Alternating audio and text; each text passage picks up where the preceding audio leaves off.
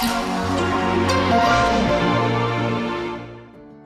can deploy the following measures related to exam strategy to save your time. Strategic measures.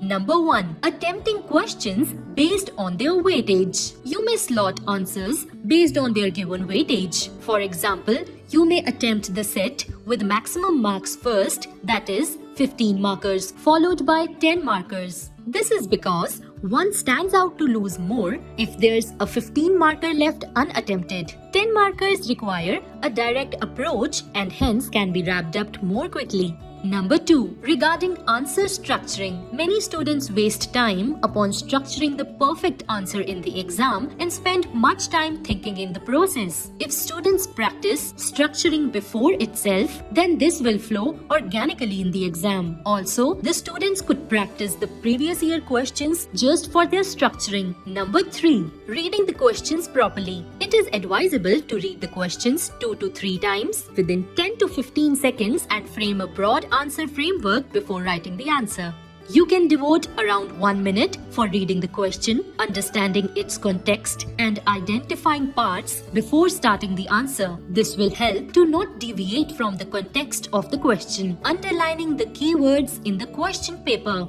Along with underlining, the quite identifiable dimensions of the questions could be numbered as per the structure required in the answer. This will ensure that the student does not waste time in structuring after starting the answers. Number 4. Pre-deciding the depth of answers. You must know beforehand how much to delve into each point of the answer based upon the marks allotted to that particular question. For example, keep the length of the point in the 10-marker questions rather crisp.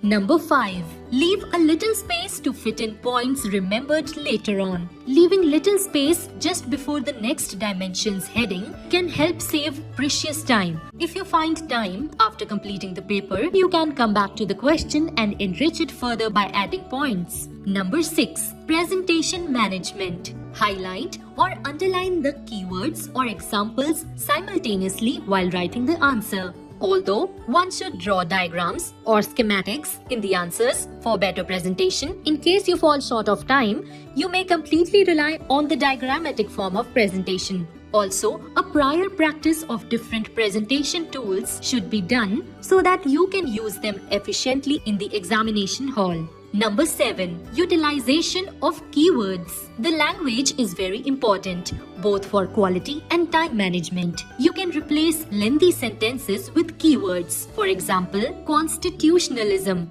twin balance syndrome. Revise the subject-specific keywords for 15 to 20 minutes daily and consciously incorporate them into practice.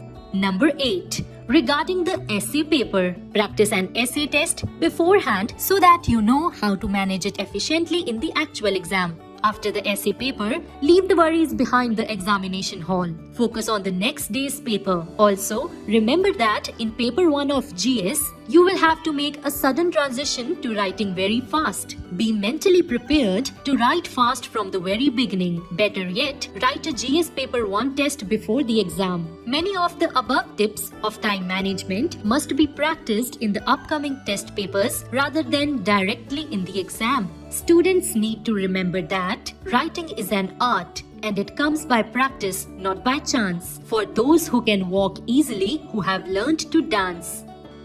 Please continue to the next part for more tips on time management. Thanks.